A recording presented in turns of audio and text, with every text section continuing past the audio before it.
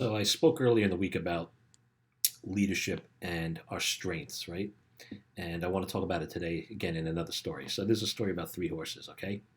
So there's a farmer and he's really struggling. His farm is doing terrible and he's out in the local pub with a bunch of friends having a drink and he's just telling them all about what's going on. And one of his friends says, what you need to do is buy three horses. Get yourself a thoroughbred, a Clydesdale, and a pony.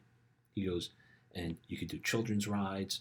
You can race one of the horses, and you can have one of them helping pull all the produce and everything and all the things in the farm to help you move quicker and get it to market. And the farmer says, that's a great idea. So the farmer goes and he buys the three horses. And a week later, he's back in the pub and he's crying and he's like, it's not working. I'm doing terrible. And they're like, well, tell us what happened. He says, well, the pony struggles pulling the weight.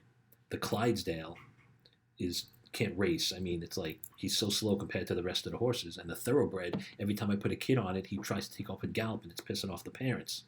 And the other farmers start to laugh, and they go, "Well, the thoroughbred was supposed to be for the racing, and the Clydesdale was supposed to be for pulling all the heavy stuff, and the pony was supposed to be for the children's rides." He goes, "You used them the wrong way. That's why they didn't work." So the moral of the story, right?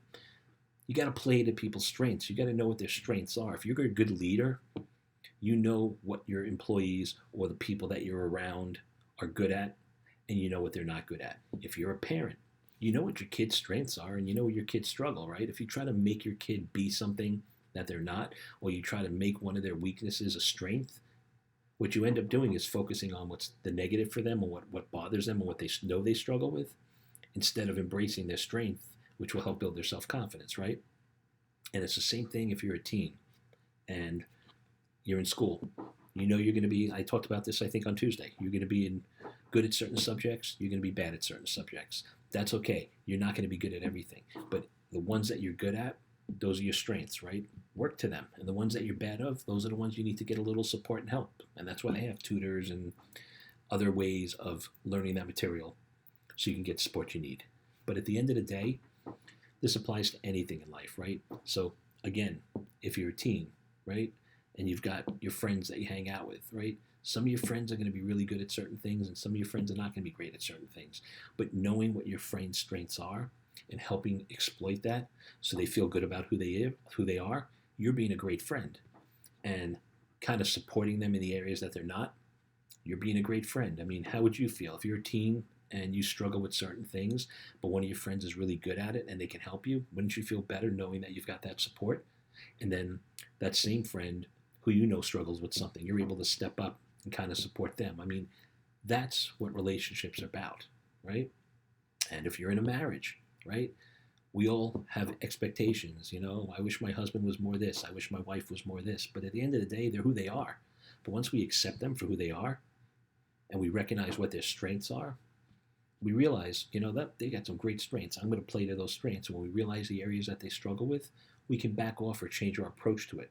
So it isn't such a weakness for them, but it helps support it a little better. So maybe it can become a strength down the road.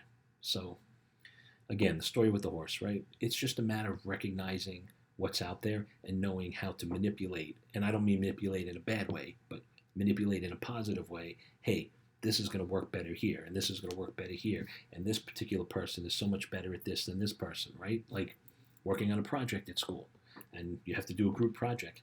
Not everybody's going to be the best writer. Not everybody is going to be the most artistic, but you have to be able to write. You have to have the artistic ability to put together this project, right? So if you utilize all the different strengths from all the different people in the group together, you're going to make a beautiful project.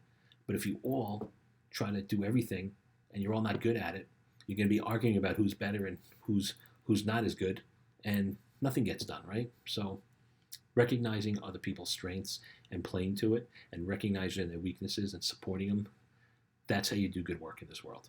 Have an awesome day.